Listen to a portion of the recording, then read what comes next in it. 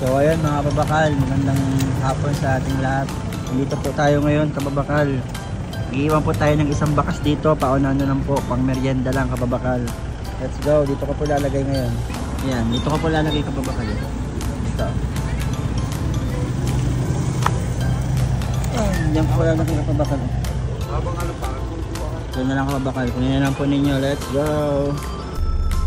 Ayun, naandun po kababakal yung iniwan nating bakas na isa.